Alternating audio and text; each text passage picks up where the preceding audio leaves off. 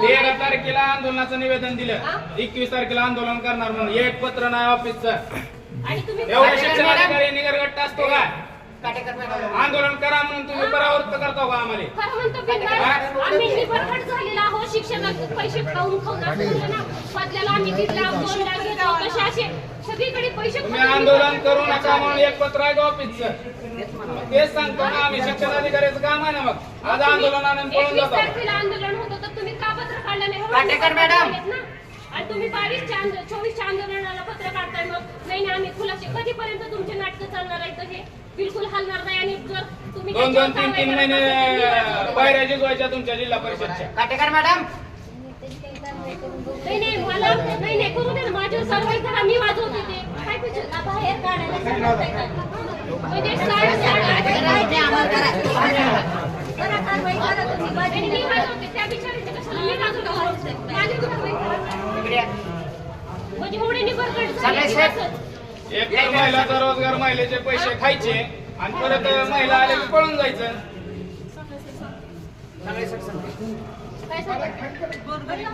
कारवाई केली नाही. कारवाई का केली नाही सांगायचं मला फक्त.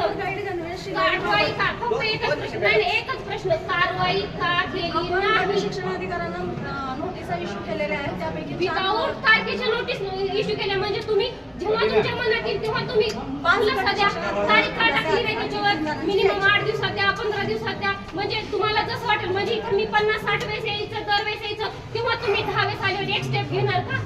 म्हणजे एवढे निबरकट झाले पैसे खाऊन खाऊन की बसच. महिला तुमच्या ऑफिसला सारखं येते, त्या महिलेचा सन्मान केला पाहिजे शिक्षण अधिकाऱ्यांना. जिल्हा ऑलरेडी आकांक्षित जिल्हा आहे. जिल्ह्यात रोजगार नाही, लोक रोजगारासाठी मारतायत, पुणे मुंबईला जात आहेत. आणि जो जिल्ह्यात रोजगार येतोय तुम्ही 30% देऊन 13 शाळा एकाच माणसाला तुम्ही देताय. त्याच्याच तुम्ही कोटेशन लावलंय 3-3. आणि तुम्ही काय करताय? बॅक डेटेड सह्या घेताय. आज कारवाईचं पत्र करा, त्याशिवाय आम्ही उठणार नाही. आणि इथं शालेय समितीचा अध्यक्ष आलेला आहे, त्याच्या तुम्ही बॅक डेटेड सह्या मागता का मुख्याध्यापकांकडनं? म्हणजे किती गुरमी चालली तुमच्यात? किती गुरमी असावी माणसाच्यात?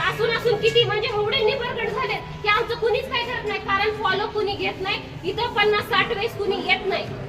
म्हणजे यांना चांगली आयडिया आलेली आहे की सतत कोणी येणार नाही इथं.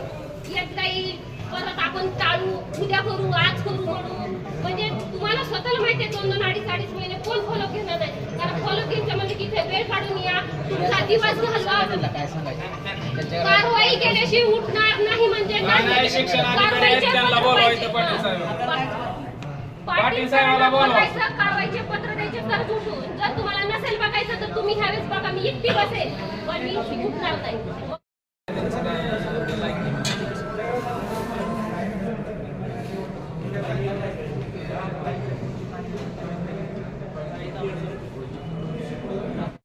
सचिन शिवाजी देवकते, राष्ट्रीय समाज पक्ष जिल्हाध्यक्ष धाराशिव. तसेच मी एका जिल्हा परिषद प्राथमिक शाळा 13 मधली पेठ या शाळेमध्ये शालेय व्यवस्थापन समितीचा अध्यक्ष देखील आहे.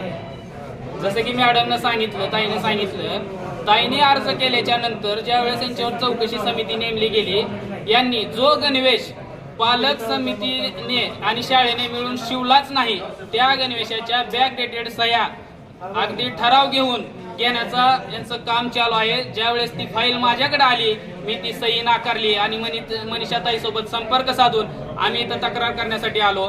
13 तारखेला यांना 21 तारखेच्या आंदोलनाचा इशारा दिला आम्ही शिक्षण अधिकाऱ्यांना, परंतु यांनी ते आंदोलन करू नका, आम्ही इथपर्यंत कारवाई केलेली आहे, अशा पद्धतीचं कुठलंही पत्र आम्हा दोघांना सुद्धा देण्यात आलेलं नाही. याचा अर्थ असाच होतो ना शिक्षण अधिकाऱ्यांचा की तुम्हाला आंदोलन करायचंय तर करा. मी खूप निगरगट्ट आहे, माझ्यावरती खूप मोठे मोठे हात आहेत आणि मी तुमच्या पत्रावरती मी कारवाई करू शकत नाही. म्हणून आम्ही नाविलाज असतो परत एक पत्र देऊन आज सोमवारचं त्यांना महिलांचा रोजगार, त्यांनी या जिल्ह्यातील महिलांचा रोजगार हिसकावल्यामुळे साडी, चोळी आणि बांगड्याचा आहेर देऊन तिथं ठिय्या आंदोलन करण्याचा इशारा दिला.